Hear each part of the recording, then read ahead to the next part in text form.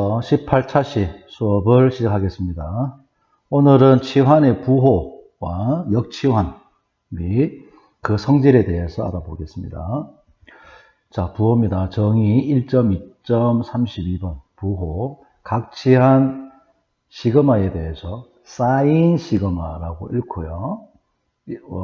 우리가 부호라고 합니다. 얘는 1 또는 마이너스 1을 가진 함수인데 시그마가 우치환일 때에는 1이 되고요. 시그마가 기치환일 때는 마이너스 1의 값을 가지는 함수입니다. 이거를 기호로는 S, GN 시그마로 적고요. 얘를 시그마의 부호라고 읽습니다.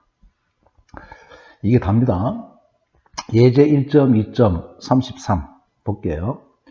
앞에서도 봤듯이 요거 S2의 하나의 원소입니다. 요거는 S2의 또 다른 하나의 원소고 앞에서 했듯이 얘는 우치환이거든요. 그래서 1이 되고요. 부호는 지금 이 전체 다가 좀 잘못됐네요. 그죠? 앞에 사인이라는 말 다 적어야 되는데 정확하게 적는다면은 이제 원래 이렇게 적어야 돼요.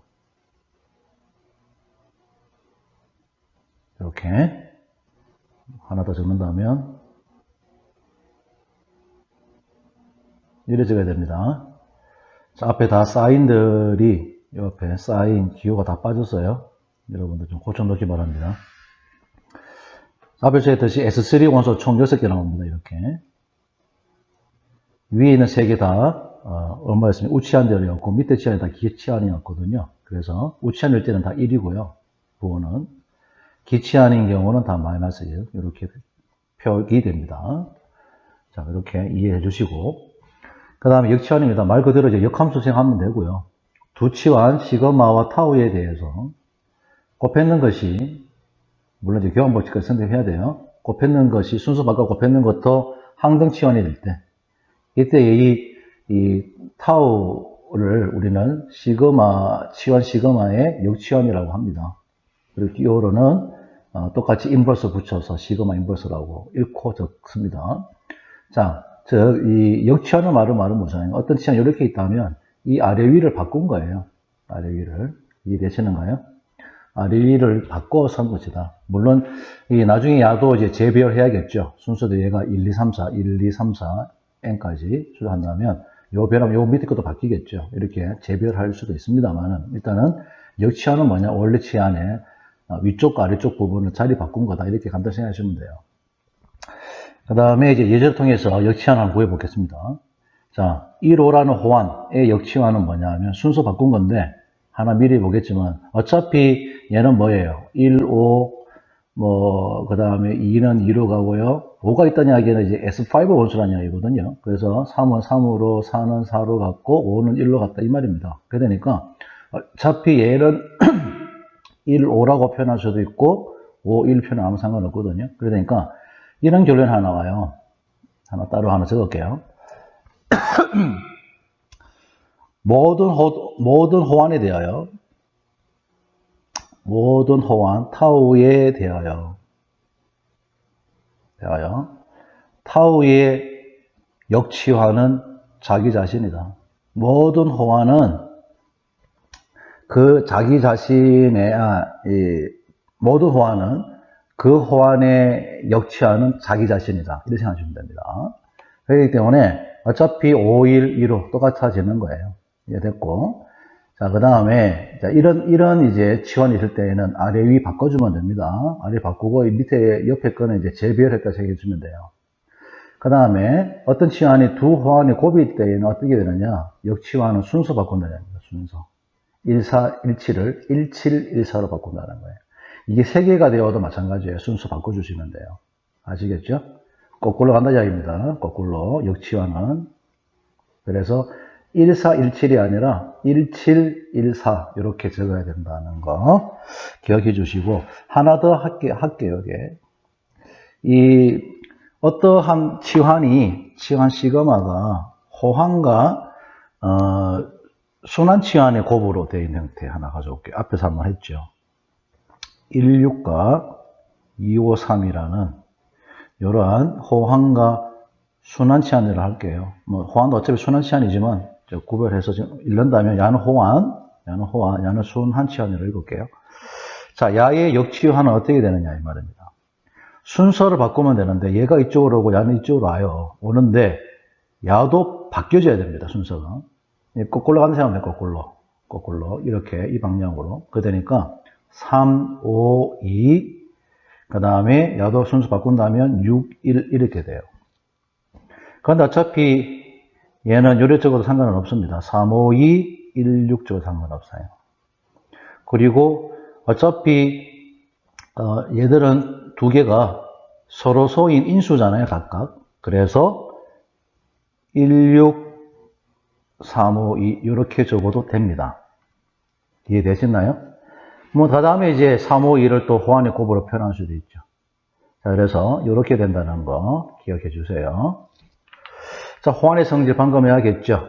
ij는 ji와 똑같고요. ij 곱하기 ji. 뭐 다른 말로는 어차피 ji가 ij이기 때문에 ij 이렇게 적습니다. 야도 또한 뭡니까? 항등치환이 되는 거예요. 명심해 주시고요. 자, 다음 페이지로 넘어가겠습니다.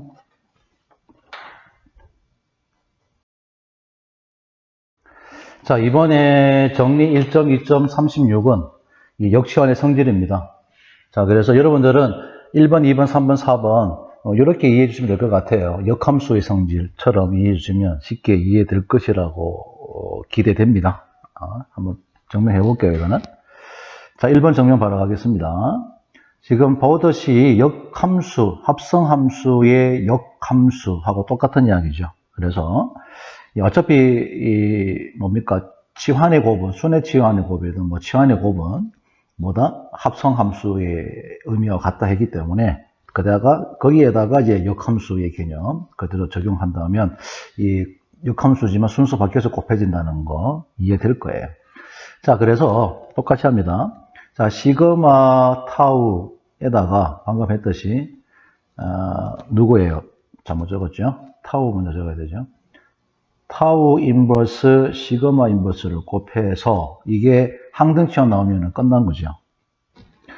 자, 물론 순서 바꿔야 됩니다. 타우 인버스 시그마 인버스 곱하기 시그마 곱하기 타우. 요것도 이제 항등치환 나오는 걸 밝혀야 되는데 요것만 할게요. 위에 것만 할게요.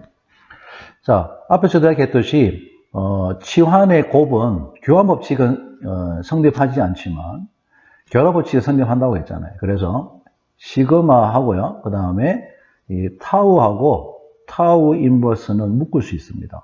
그 다음에 순서대로 시그마 인버스는 뒤에 적고요. 자, 요거는 이제 하지 않습니다. 여러분 한번 해보세요. 자, 그럼 요거는 뭐예요? 서로가 역치환 관계에 있다 보니까 곱했는 값은 뭐다? 항등치환이죠. 그래서 시그마 항등치환 시그마 인버스 되죠. 또 이래 묶을 수 있잖아요. 그럼 어차피 이 임의의 치환 곱하기 항등치환은 임의의 치환으로 나오기 때문에 시그마 곱하기 시그마 인버스 이렇게 나오죠. 얘는 당연히 항등치환입니다. 그래서 증명이 끝났고요.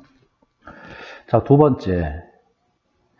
여기서 이렇게 시그마 인버스를 쓸 수 있다는 그 자체가 존재한다는 이야기거든요. 다시 말해서 역치환이 존재하기 때문에 그래서 시그마 곱하기 시그마 인버스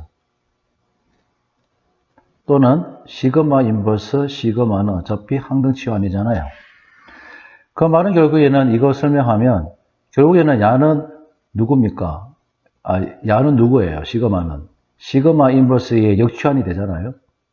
그래서 시그마는 누구다? 시그마 인버스의 역치환이다.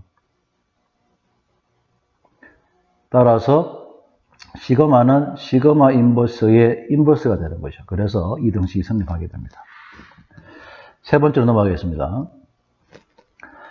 자, 세 번째 이야기는 사인의 부호와 사인이 아니죠. 시그마의 부호하고 시그마의 역치환의 부호는 같다는 이야기인데, 자, 만약 시그마가 호환들의 곱으로 표현이 됐다 칩시다. 몇 개의 호환, L개의 호환의 곱으로. 즉, 시그마는 시그마 1, 시그마 2 해서 시그마 L의 호환의 곱으로 표현이 됐다고 쳐요. 그러면 1번 성질에 의거해서 이 치환의 역치환은 어떻게 됩니까? 시그마 L 인버스 곱하기 점점점 해서 시그마 2 인버스 곱하기 시그마 1 인버스 이래 될 거 아니에요. 그런데 앞에서도 이야기했듯이 모든 호환에 대해서 그 호환의 역치환은 뭐다? 역은 자기 자신이라고 했습니다. 그래 되기 때문에 시그마 L 인버스는 시그마 L이 되는 거예요. 점점 해서 시그마 2의 인버스는 어차피 시그마 2가 되고요. 얘는 당연히 시그마 1이 됩니다. 자, 이래 되니까 지금 결국에는 이 시그마의 호환에 곱해진 호환의 개수 어차피 L개고요. 역치환도 어차피 몇 개입니까? 호환의 개수가 L개로서 곱해져 있기 때문에 개수가 같은 거죠. 호환의 개수가. 그렇기 때문에 시그마가 우치환이면 당연히 역치환도 우치환이 되는 것이고 시그마가 기치환이면 시그마의 인버스도 기치환이 되는 거죠. 그래서 시그마와 시그마의 역치환의 부호는 같다. 이렇게 증명이 되는 겁니다. 자, 네 번째는 아주 간단한데요. 자, 사례 좀 나누어서 설명할게요. 편리상. 첫 번째입니다. 시그마하고 타우가 둘 다 우치환이라고 쳐요. 우치환일 때 시그마와 타우를 곱했는 치환의 부호는 어차피 어떻게 됩니까? 시그마의 호환의 개수가 짝수고 야도 짝수개니까 곱했는 거는 당연히 개수로서는 더해져야 되겠죠. 그래서 짝수 더하기 짝수는 어차피 짝수이기 때문에 부호는 1입니다. 그 다음에 사인 시그마 곱하기 사인 타우 되죠. 자, 둘 다가 우차이기 때문에 야는 얼마입니까? 1이죠. 야도 1이기 때문에 1 곱하기 1은 1이기 때문에 같습니다. 두 번째, 시그마하고 타우가 이번에는 기치환이라고 쳐요. 그러면 사인의 시그마 곱하기 타우의 부호는 얼마입니까? 어차피 홀수 더하기 홀수라고 보시잖아요. 홀수니까 호환의 개수가. 그리고 얘는 홀수 더하기 홀수는 짝수가 되니까 얘는 1이 되는 거죠. 사인 시그마 곱하기 사인 타우 얼마입니까? 마이너스 1 곱하기 마이너스 1 돼서 1 되는 거죠. 마지막 이 시그마와 타우가 서로 다른 치환이라 칩시다. 자, 이 말은 결국 치환이 다르다 말 뜻이 아니고 시그마가 기치환일 때 타우는 우치환, 시그마가 기치환일 때 타우는 우치환, 뭐 이런 의미로 해석하면 돼요. 그래서 사인 시그마 곱하기 타우는 자, 내가 만약에 기치환이고 얘가 우치환이었다면 호환의 개수가 홀수개, 야는 짝수개니까 더해지면 어떻게 돼요? 홀수개죠. 짝수 더하기 홀수는 홀수니까. 그래서 야는 마이너스 1이라는 부호가 나오고 그 다음에 사인 시그마 곱하기 사인 타우는요. 마이너스 1 곱하기 1 되어서 어차피 마이너스 1입니다. 자, 이런 관계로 보니까 당연히 이 두 치환에 곱해서 나온 치환의 부호와 4번요. 각각의 부호의 곱은 같더라는 거 명심해 주기 바랍니다. 자, 넘어가겠습니다. 자, 이 짝치환, 홀치환, 즉 기치환, 우치환에 대한 이 설명을 다시 한번 하겠는데요. 지금까지의 설명은 호환의 개수를 찾아서 기치환이냐 우치환이냐 하는 것을 따졌는데 사실은 이게 좀 불편합니다. 그래서 왜 그러냐면 일단은 치환을 임의의 치환을 순환치환으로 고치고 순환치환을 다시 호환의 곱으로 고쳐야 되니까 단계로 따지면 두 개의 단계를 고쳐야 되잖아요. 그래 이게 불편하다는 이야기예요. 그래서 바로 보자마자 치환을 바로 보자마자 나도 조금의 계산은 필요하지만 바로 보자마자 이 치환의 부호를 결정할 수 있다. 이런 이야기입니다. 그걸 이제 반전, 인버전이라고 하고요. 자, 볼게요. 반전 개념에서 치환의 표기는 우리 약속합니다. 이 말은 무슨 말인가 하면요. 순서 지켜야 된다는 이야기입니다. 그래서 1은 3으로 가고 2는 1로 가고 그 다음에 3은 2로 가는 이 치환은 이제 반전 개념에서는 그냥 그대로 요 순서 3, 1, 2. 다시 말해 3은 1이 대응되어진 거고 1은 2가 대응되어진 것이고 2는 3이 대응되어진 거지 이걸 순서 바꾸면 안 된다는 이야기예요.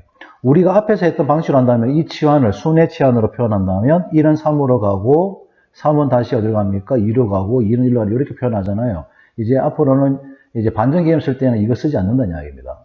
그냥 312, 312로만 씁니다. 이해됐죠? 자, 그 다음에 SN의 치환에서 큰 자연수가 작은 자연수보다 먼저 나타나면 이 치환은 반전을 가졌다고 합니다. 치환의 k번째 수 ik에서 반전이 일어날 경우 ik보다 작은 수로서 k 플러스 한 번째 이유로 나타난 수의 개수를 ik에서의 반전수라고 합니다. 이 반전수의 총 개수가 짝수이면 짝치환, 홀수이면 홀치환이라고 합니다. 자, 지금까지 설명했는 거 말로 하니까 좀 그런데 자, 여기서 바로 설명할게요. 예를 가져왔습니다. 1, 4, 2, 3. 다시 말해서 이거는 무슨 말인가 하면 1은 1로 갔고요. 2는 4로 갔고 3은 2로 가고 그 다음에 4는 3으로 갖는 대응시키는 치환을 말합니다. 이 순서 그대로 지킨다 했잖아요. 그죠? 자, 이런 치환은 짝치환이냐 홀치환이냐 요 밑에 있는 CF는 당연히 우리가 기존에 했던 방식이에요. 그래서 당연히 두 개 나와서 우치환인데 봅니다. 1의 반전수, 1에서 보다 큰 4, 2, 3 따져봅니다. 여기서는 작은 수가 나야 되거든요. 반전이 일어났다는 이야기는 앞에 있는 수, 전체 수 중에서 큰 수가 앞에 나오더라는 이야기입니다. 그럴 때 이제 반전이 일어났다는 이야기거든요. 그 말은 당연히 반전수는 그 수, 어떤 지정된 수, 다음 번째에 있는 나머지 이 수들 중에서 작은 수의 개수가 그 수의 반전수가 되는 거예요. 그래서 1의 반전수는 4, 2, 3 중에서 작은 수는 없죠. 그래서 저럽니다. 4의 반전수는요. 2, 3만 보면 되거든요. 2, 3은 4보다 다 작잖아요. 그러니까 4가 2, 3보다 먼저 앞에 배치되어 있어서 반전이 일어났다는 뜻이거든요. 이 말이. 그래서 이제 반전수는 2가 되고요. 2의 반전수는 어차피 0이고 3의 반전수는 어차피 끝자리에 있다고 0입니다. 그래서 0, 2, 0, 0을 다 더해보니까 총 반전수의 합은 얼마다? 2가 나와서 야는 짝지원이다. 이런 이야기입니다. 이해되셨죠? 자, 이게 편리하다는 이야기예요. 자, 그리고 반전을 이용해서 하는 증명이 어떤 이제 앞으로 해야 될 부호의 결정하는 방법에 따르는 부호의 성질을 증명하는데 반전으로 증명하는 것이 가장 편하기 때문에 그리고 또 그 부호의 성질은 뒤에 가서 행렬식에서의 성질을 증명할 때 이용되기 때문에 지금 반전수를 이용한 어떻게 됩니까? 부호의 성질을 이제 증명할 거예요. 다음 페이지에서. 자, 부호 함수라고 했는데 어차피 부호가 똑같습니다. 이거는 이제 반전을 위해서 했는 거다 하는 거 똑같은 개념이니까 보고 넘어갈게요. 자, 아까 전에 방금 이야기했던 치환 시그마 안의 임의의 두 수를 바꾼 치환을 타우라고 한다면 시그마 안의 임의의 두 수를 바꾼 치환을 타우라고 한다면 부호가 반대가 된다는 뜻입니다. 이 전체적인 증명은 지금 여러분이 한번 해보기 바라고요. 설명해줘봤자 지금 잘 이해가 안 될 수도 있기 때문에 이 증명은 이 사례를 통한 선생님의 설명을 듣고 난 후에 여러분들이 직접 보게 되면 쉽게 이해될 것이라고 판단되기 때문에 선생님은 증명 과정을 생략하고 사례로 설명할게요. 그리고 여러분들은 설명 듣고 난 다음에 직접 한번 해보세요. 차곡차곡. 그러면 잘 이해될 겁니다. 증명이 될 거예요. 자, 방금 설명했듯이 시그마 하나 가져올게요. 그런데 이렇게 표현할게요. 그냥 A, IK, B, IK 플러스 M, 그 다음에 C. 자, 우리가 지금 관심 있는 거는 IK하고 IK 플러스 M이라는 이 두 자리의 수를 자리 바꿨을 때의 치환의 부호에 가는 이야기라서 나머지 자리에 있는 수들은 퉁쳐서 ABC를 둔 겁니다. 그러니까 ABC에는 뭐 실제로 한 개 수가 들어올 수도 있고 두 개일 수도 있고 세 개 들어올 수도 있고 이건 상관없어요. 자, 그 다음에 타우는 어떻게 되십니까? IK와 IK 플러스 M이라는 두 수 자리 바꾼 치환이라고 했잖아요. 그래서 나머지는 그대로 있으니까 A, 그 다음에 IK 플러스 M, 그 다음에 B, 이 자리에는 IK, 그 다음에 나머지는 C. 이렇게 되는 치환입니다. 자, 여기 있는 첫 번째, 요 설명이에요. 요 이야기 그대로 가져올게요. 1번. A와 C 자리에 있는 수들의 반전수에는 변함이 없다. IK와 IK 플러스 M의 자리를 동시에 바꾼 후에 결과적으로 A 자리와 C 자리에 있는 수들은 IK와 IK 플러스 M의 위치에 상관없이 그 반전수는 변함이 없다는 이야기입니다. 한번 사례로 한번 해볼게요. 자, 순서대로 그냥 적어볼게요. 하나의 치환을 6, 3, 4, 2, 7, 5라고 할게요. 그리고 요 4, 2 두 수를 B자리로 하고요. 그 다음에 요거를 IK라고 잡고 7을 IK 플러스 M이라고 하고요. 그 다음에 6을 A 자릿수로 하고 그 다음에 5를 C 자릿수라고 합시다. 자, 그러니까 지금 무슨 말인가 하면 6의 반전수는 몇 개예요? 작은 수 하나, 둘, 셋, 4개 있네요. 그죠? 4가 되죠. 그 다음에 C의 반전수는 제로잖아요. 자, 이번에는 3하고 7을 자리에 바꿔버립니다. 6, 7, 4, 2, 3, 5예요. 어차피 이 자리는 B자리고요. 이제 이 자리 바뀌어져 있습니다. 이렇게. 그 다음에 A 자리와 C 자리수. S의 반전수 따지고 봅시다. 4, 제로. 변함이 없죠. 그래서 AC에 있는 수들은 IK와 IK 플러스 M의 위치에 상관없이 그 반전수는 변함이 없습니다. 두 번째 갈게요. 자, 두 번째 이야기는 B에서 IK 플러스 M보다 작거나 모두 큰 수들의 반전수 역시 변함이 없다. 즉, B에 있는 수들의 반전수는 변함이 없다는 뜻입니다. 얘도 이제 편리상 이제 A 자리와 C 자리 수는 빼버리고요. 빼고 난 이 나머지로서 이제 치원 하나 가져올게요. 3, 1, 2, 7을 합시다. 여기에 B 자리 수고요. 그 다음에 요거를 3을 IK를 갖고 7을 IK 플러스 M 자리 수를 합시다. 그러니까 지금 이야기는 뭐예요? B 자리에 있는 수가 IK와 IK 플러스 M 수보다 모두 작죠. 자, 그러면 B 자리에 있는 수들의 반전수, 얘는 얼마입니까? 반전수가 0이죠. 얘도 0입니다. 그 다음에 자리 바꿨는 거 7, 1, 2, 3. 여기가 이제 B 자리고요. 어떻게 됩니까? 0, 0. 이 자리 바뀌어도 어떻습니까? 반전수는 바뀌지 않죠. B 자리에 있는 수들의 반전수는.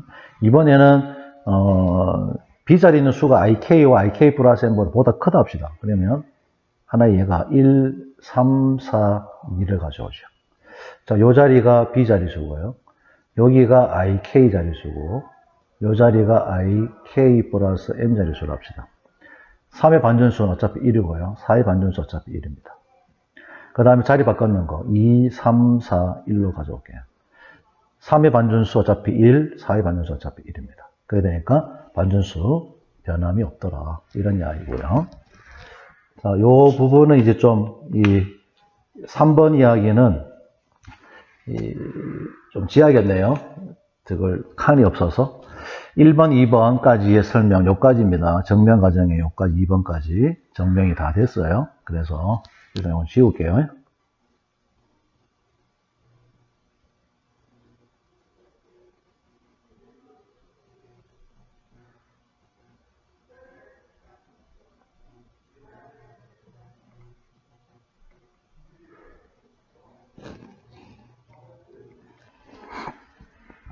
자, 세 번째 말은 무슨 말인가 하면, IK와 IK 플러스 M의 자리를 바꾼 후, 반전수가 이제 변할 수 있는 수들은, 이 말이 무슨 말인가 하면, 결국에는 B 자리에 있는 수들이 IK와 IK 플러스 M 사이에 있는 수일 때다. 즉, IK와 IK 플러스 M의 자리를 바꾼 후, 반전수가 변할 수 있는 수들의 구성은 어떻게 되어 있느냐? B 자리에 있는 수들이 IK와 IK 플러스 M 사이에 있는 수일 때만 반전수가 바뀌더라는 거예요. 자, 그래서 3번의 케이스는 이제 IK가 I, K 플러스 M보다는 작을 때라고 생각하면서 구성해 보도록 하겠습니다. 자, 하나의 이제 치환 하나 가져올게요. 치환. 시그마를 요래 가져옵시다. 2, 3, 4, 5, 6, 7, 8 이렇게 하나 가져올게요. 그리고 3, 4, 5, 6, 7을 B자리에 있는 수라고 하고요. 그 다음에 요거를 IK 수라고 요 8을 I의 K 플러스 M 번째 수라고 합시다. 자, 이렇게 두게 되면 어떻게 되는가 하면요. 시그마의 이제 부호는 얼마예요? 반전수가 0이죠. 0. 자, 합도 0입니다. 그래서 0이라서, 아니죠. 0이 이제 뭡니까? 반전수가 0이기 때문에, 부호는 1이죠. 1. 그러면, 2와 8이라는 숫자를 바꾸어도, 결국에는 부호가 마이너스 1이 된다는 것을 나오게 되면, 우리가 말하고자 하는 이 사실이 확인된 거죠. 참임이. 그래 하겠다는 이야기입니다. 자, 그러면 자리수를 바꿔볼게요. 그러면 8, 나머지는 3, 4, 5, 6, 7 그대로 잡고 2 이렇게 갈게요. 이 자리가 B자리수입니다. 자, 이제 반전수 바로 잡시다. 반전수의 총합입니다. 8이라는 요 숫자의 반전수는요. 하나, 둘, 셋, 넷, 다 6개. 다 작은 수가 있으니까 6이네요. 그 다음 B자리에 있는 수 3의 반전수는요. 한 개 있죠. 2가 하나 있으니까. 4의 반전수 작은 게 하나, 5의 반전수 하나, 6의 반전수 하나, 7의 반전수 하나, 2의 반전수는 제로입니다. 그래서 이 합이 얼마예요? 이 합이 11 나오잖아요. 11 나오니까 결국에는 이 누굽니까? 요게 누군가 하면 이제 얘가 이제 타우가 되는 거예요. 그래서 사인 타우는 홀수 나왔으니까 당연히 마이너스 1. 이제 부호가 바뀌더라는 거죠. 자, 뭐 다른 예도 하나 더 잡아줬으면 좋겠는데, 뭐 요까지 해도 충분히 여러분 이해됐다라고 봅니다. 자, 이 내용은 전체 이 내용은 특히 결과적인 거, 이 내용은 행렬식의 성질 증명 시 활용되기 때문에 잘 알아두어야 하고요. 선생님 설명을 바탕으로 해서 여러분들은 반드시 증명을 해 주어야 합니다. 오늘 수업은 이걸로 마치고, 과제는 그렇습니다. 순환 치환을 하나의 각각의 치환을 순회 또는 순환 치환의 곱으로 나타내고 다시 호환의 곱으로 분해해서 그들의 부호까지 정해보라는 문제. 어렵지 않으니까 총 4개밖에 되지 않습니다. 한번 풀어보시고 과제 제출해 주시면 될 것 같아요. 오늘 수업은 이걸로 마치겠습니다.